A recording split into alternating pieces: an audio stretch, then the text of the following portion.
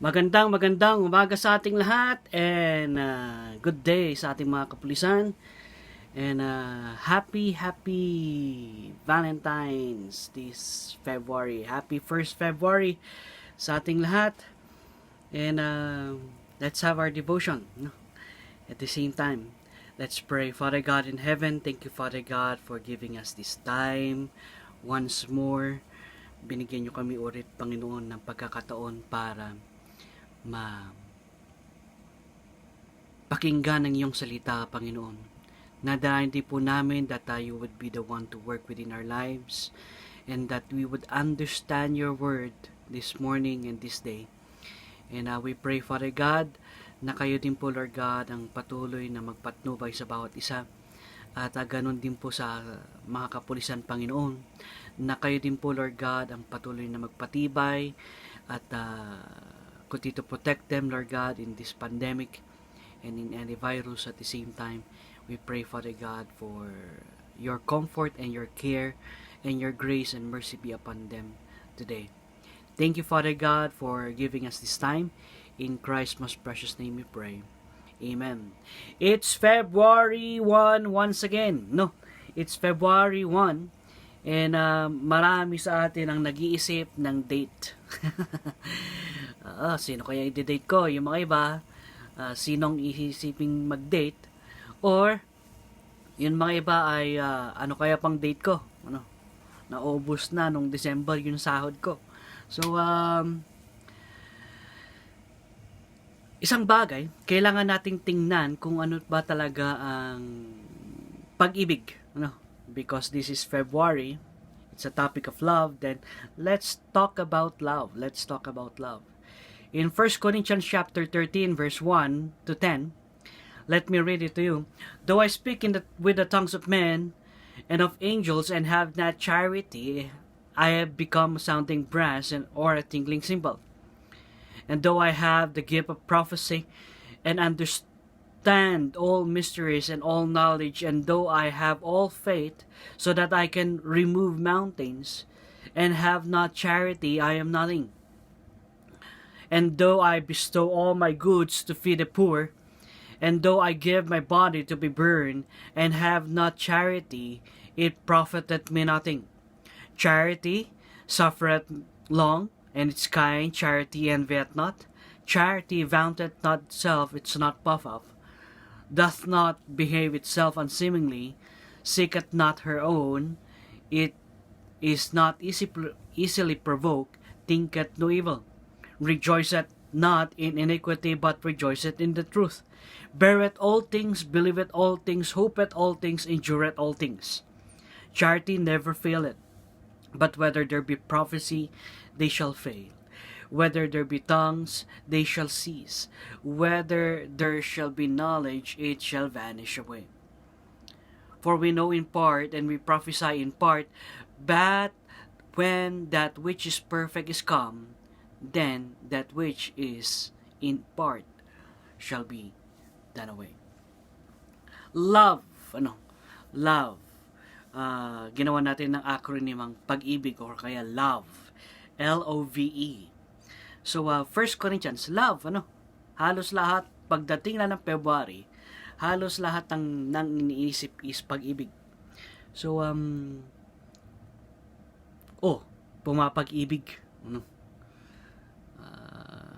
hindi pa ako sinasagot ng aking minamahal, kaya ganun, Or, may asawa ka na, so, kailangan mo naman i-date. Pero isang bagay lang sa panahon natin ngayon, love. Ano ba ang love? Well, they say love is logical love. Letter L is logical love. Ano ba ang logical love? Ang logical love is compatible ba kami? Ito ba ay bagay kami? Do we think the same thing?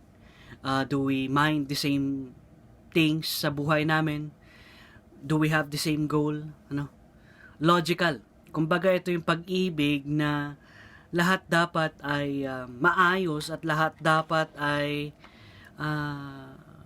sabihin na nating practical. Pero isang bagay love can never be logical, ano? Love can never be logical. Kaya nga sinabi dito sa Bible na love, sa verse 4, or charity suffereth long, and it's kind. It's not logical when a person suffers. Ano? It's not logical. And it is not logical when a person envieth. No? And it doesn't behave itself unseemingly. Kaya nga, ang pag-ibig mo is logical, parang pag dinidefine natin ang logical love, kailangan compatible kami, kailangan parehas kami ng kaisipan.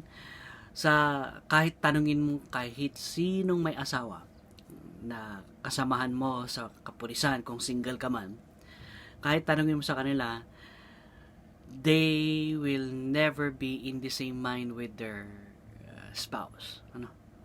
Because love is never logical. Parang parehas naman kami kasi parehas naman kami ng suot minsan, yan. Syempre uniform, ano. Kaya nagkakaparehas, pero parehas kami ng favorite na kulay, parehas kami ng favorite na pagkakainan. Well,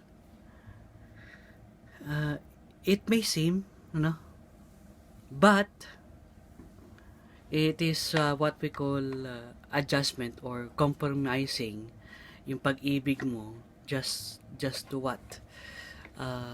Sabihin mo ng parehas kayo. Pero love is never been logical.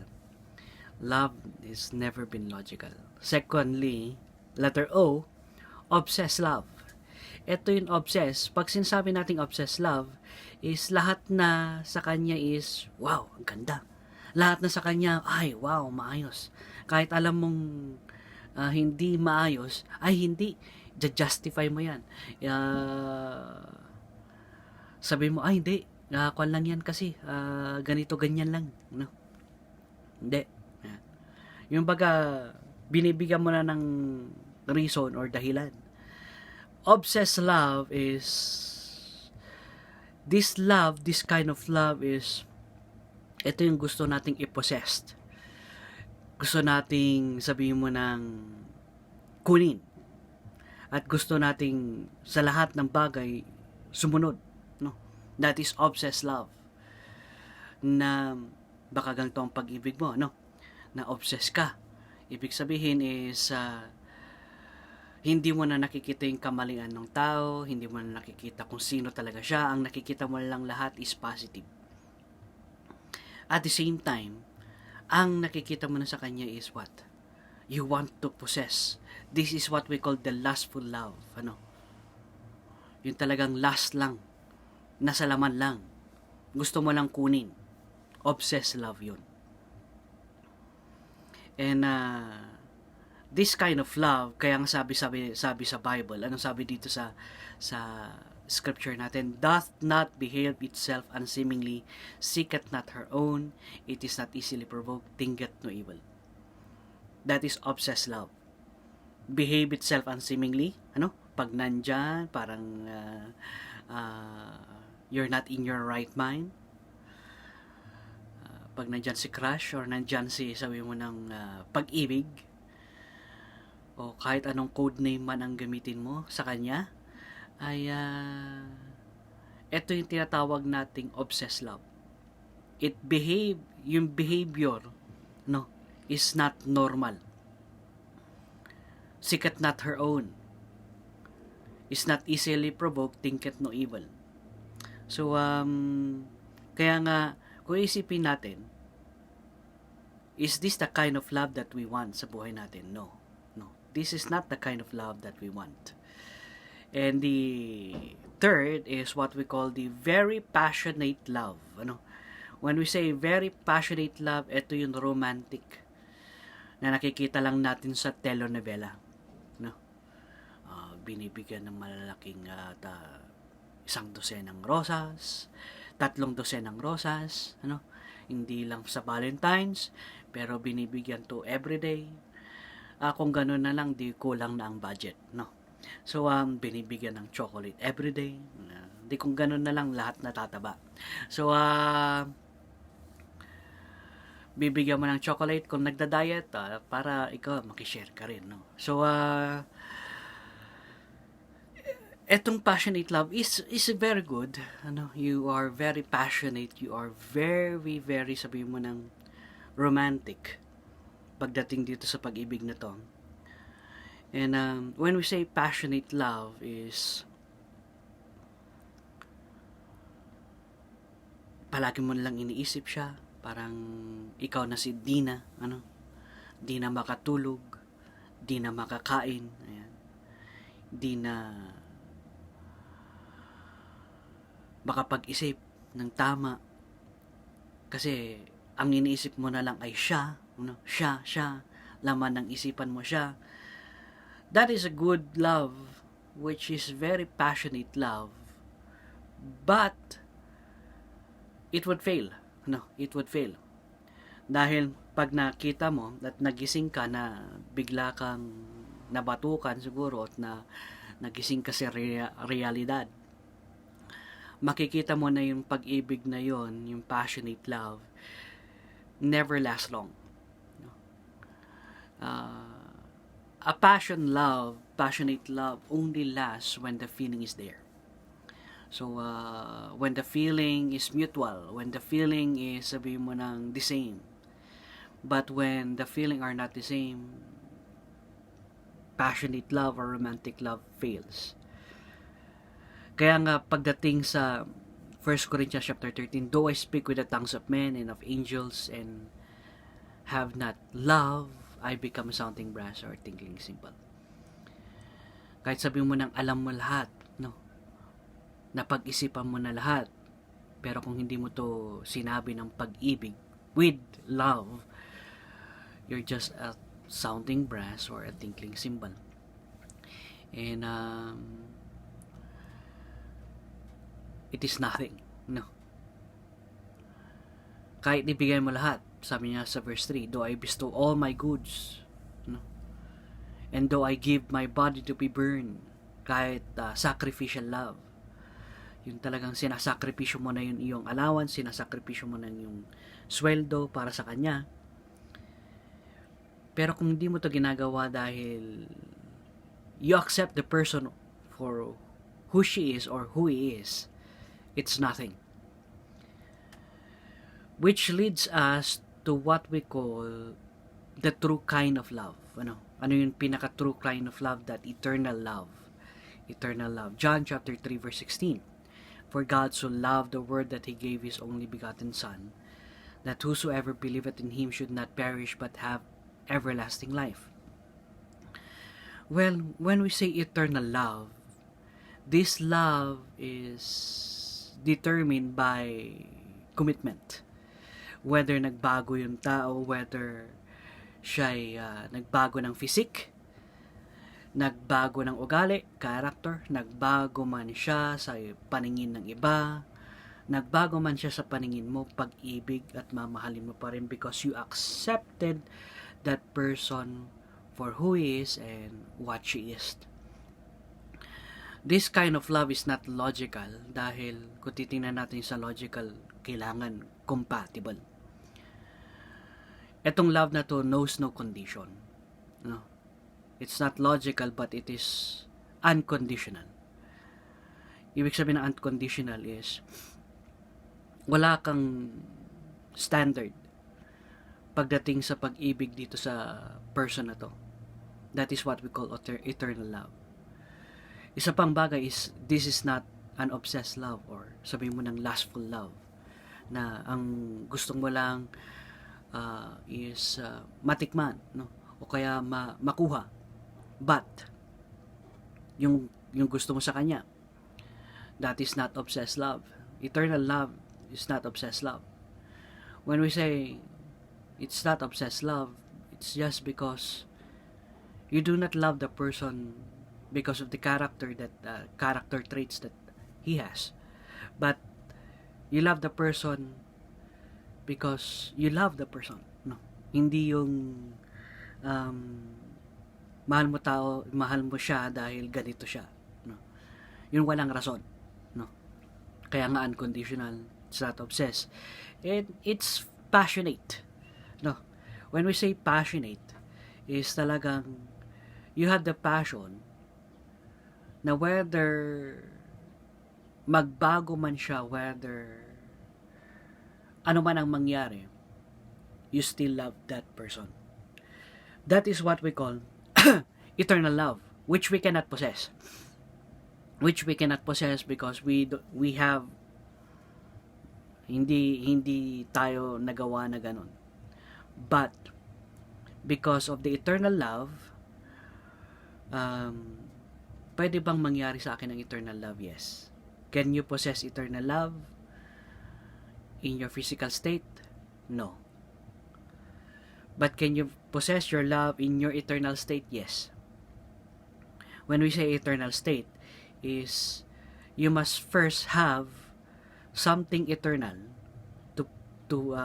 you must first have something eternal sa buhay mo to possess an eternal love. How? Well, kaya nga dito sabi niya sa Bible, charity never faileth, but whether there be prophecy, they shall fail, whether there be tongues, they shall cease, whether there be knowledge, it shall vanish away. For we know in part, and we prophesy in part, but when that which is perfect is come, then that which is in part shall be done away. When was the perfect time to display the eternal love? Well, that is when Christ died on the cross. Kaya nga, doon natin makikita at doon natin pagbabasihan ang tinatawag nating eternal love. Dahil we possess nothing that we can give sa Panginoon. We don't have the character that God loves us, yet He loves us for who we are and what we are. He accepts us for who we are and what we are. The only thing that we need to do is to have that eternal love. How? Of course, by accepting the eternal love na binigay din sa atin ng Panginoon, which He had done on the cross. No? Yung ginawa niya sa cross ng Kalbaryo. And we need to accept that in our hearts. We need to accept Christ, Jesus, love, yung pag-ibig ng Panginoong Heso Kristo sa buhay natin personally. Dapat nating i-declare sa ating bunganga, dapat nating i-declare sa ating buhay, dapat nating i-declare sa ating puso, dapat nating sabihin ito. No. Then we can already apply what we call eternal love. Because kung may relationship tayo sa Panginoon, then we would have eternal love as well. Kaya nga, one thing that we need to understand when it comes to love, no, love is not logical. Love doesn't, sabihin mo nang hindi ito obsessed. It's not everyday passionable. But love is eternal. Because love knows no condition. Love knows no bounds. Love knows no character. Kahit sino man siya, kahit saan man siya, you would still love the person eternally. Not because of what she has or what he have, or what she possessed, what character she possessed, but you love the person because it is already written in your hearts. But the only way that we can have eternal love is to have the eternal Savior sa ating buhay. Let's pray. Father God in heaven, thank you once again, Father God, for giving us this time. Thank you, Father God, for your goodness. And thank you, Father God, for your greatness to us. We pray, Father God, that you be the one to teach us how to love eternally. Teach us, Lord God, to love our wife, love our children, eternally. Love our family eternally. We pray, Father God, that you be the one to teach us, Lord God, also to love the work. We pray, Father God, for your compassion on us. Continue to be with us. Continue to be with these police officers, Lord God, as they have their duty. Give them strength. Give them courage. Give them your love and mercy and your grace. Thank you, Father God, for everything. In Christ's name we pray. Amen. God bless and good day.